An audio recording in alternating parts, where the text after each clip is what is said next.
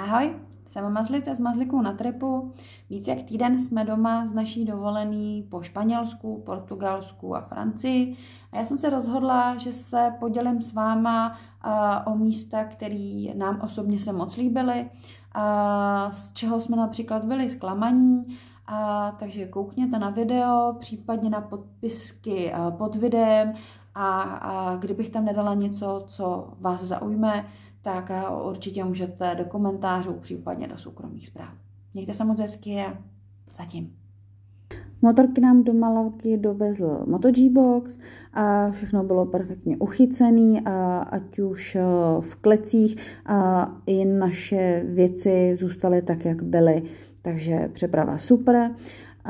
V Malaze zhruba 15 minut od letiště jsme si vyzvedávali motorky v Demotu. Cesta taxíkem nás stála asi 18 €. Takže MotoG-Box jednoznačně doporučujeme. Po převzetí motorek jsme se vydali do Rondy a jeli jsme přes Coín a El Burgo. Je to po silnici A366, silnice samá zatáčka, asfalt je dobrý a jede se přes Národní park. Tohle je vodní nádrž u města Zahara de la Sierra. Tadyhle je vidět, jak ta nádrž postupně vysychá. Nad městečkem Zahara de la Sierra je zřícenina hradu. My jsme motorky nechali ve spodní části města a šli jsme nahoru pěšky, ale dá se vyjet skoro až pod ten hrad, takže je tam menší parkoviště, takže úplně v pohodě.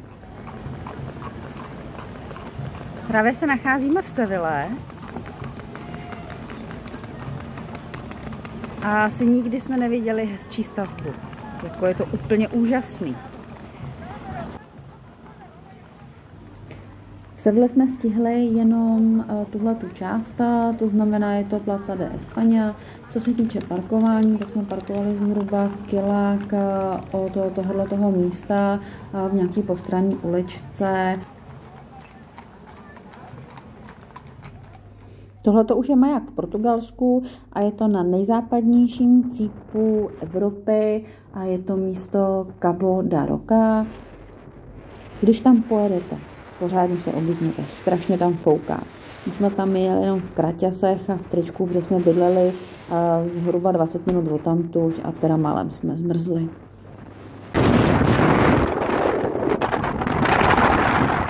Dál v Evropě už to prostě nejde. Tohle je historický obytný komplex, který je kousíček od města Sintra. Tenhle obytný komplex patří do světového kulturního dědictví UNESCO. Za mě se určitě nedivím. Je to nádhera.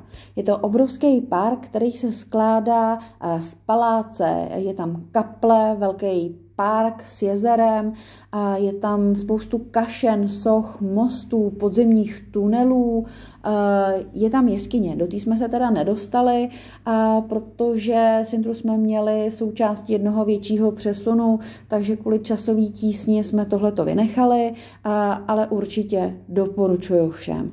Trošku horší je to s parkováním a v podstatě okolo tohoto komplexu je to jedna velká jednosměrka, takže parkování bylo takový jako horší. Ale našli jsme místo. Tohle je hora Torre, je součástí pohoří Serra de Estrela. My jsme to jeli směrem dolů přes Covilhu, krásný poježdění.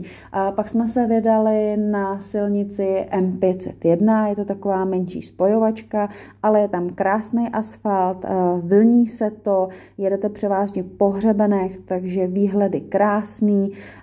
Určitě tohleto bylo nejhezčí poježdění, co jsme za celou dovolenou jeli a rádi na to vzpomínáme. A jestli se někdy do Portugalska vrátíme, tak určitě tenhle okruh dáme znova. Horu Torre jsme chtěli vyjet ještě z druhé strany. Našli jsme si malou spojovačku z místa Uñas da Sera. nicméně tam se nám zhruba po 3 kilometrech ztratila asfaltová cesta a už tam byl jen makadam. Nevíme, jak dlouho ten makadam byl, otáčeli jsme Nejhezčí ubytování z celý dovolený. Solar dos Alperces v městečku Travenče. Pan majitel se jmenoval Sergio, měl všude krásně uklizeno, bohatý snídaně, měli jsme to na 3 noci za 240 €, motorky byly za bránou a jako pozornost nám poslední večer Sergio uvařil místní specialitu.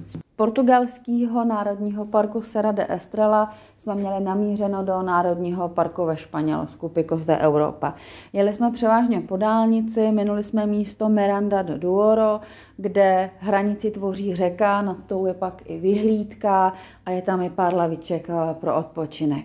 My jsme pak dál pokračovali po dálnici směr León, a všechno to bylo bez poplatku, bez jakýhokoliv mýta. U Boňaru je krásná nádrž s vyhlídkou Porma a tohle už je výhled z našeho ubytování v San Isidro. Hotel se jmenuje La Braña a je součástí lyžařského střediska. My jsme tady byli ubytovaní 3 noci, měli jsme to včetně snídaně, ta byla teda taková chučí, no a platili jsme asi necelých 200 €. Parkovat se dalo přímo u hotelu na vyhrazených místech. No a okolí a celý národní park Picos de Europa, výhledy, ty byly krásný. Příroda úžasná. No ale my jsme tady byli hlavně kvůli ježdění a to nás úplně nenadchlo. Asfalt hodně rozpraskaný, hodně vlnitý, no a některé úseky byly docela dost masakr, takže v podstatě jsme trpěli nejen my, ale i naše žabky a potom i naše zadky. Takže za nás zklamání, ale pro někoho, kdo má cestovní enduro, tak si myslím, že to bude pěkný výlet. Ze Španělska jsme se přesouvali k francouzským Lourdám a do městečka Pontac. No, ubytování stálo za prd.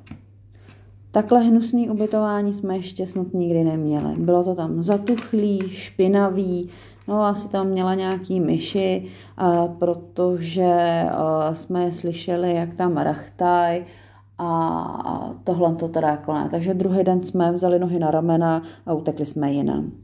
No a co se týká ježdění, tak na francouzské straně Pyrenejí silnice byly pěkný, ale dost úzký, velký provoz. Nevím, jestli jsme chytli nějakou blbou denní dobu nebo nějaký jejich svátek, ale potkávali jsme strašně moc aut. Tak tentokrát jsme na francouzsko-španělských hranicích. Svašíme.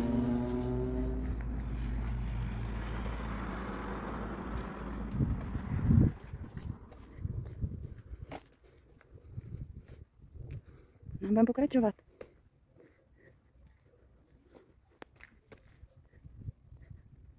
Tam už je Španělsko. Tady Francie.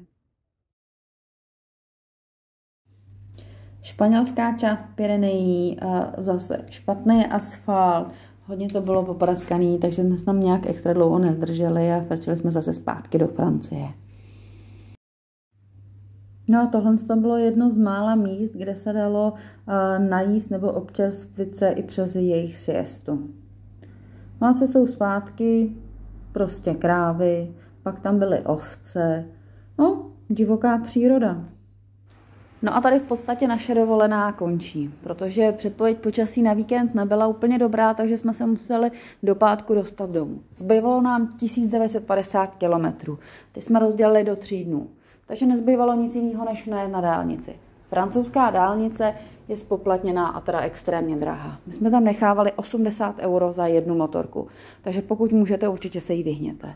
No a další komplikace nastaly v Německu, kdy nás vlastně z dálnice odkláněli kvůli bouračce, no a nestihli jsme se schovat, takže jsme zmokli. No a tady už jsme doma, takže 5500 kilometrů, 17 dnů, spoustu zážitků, ať už dobrých, ty špatný za chvíli zapomeneme. No a už teď vymýšlíme, kam půjdeme příště.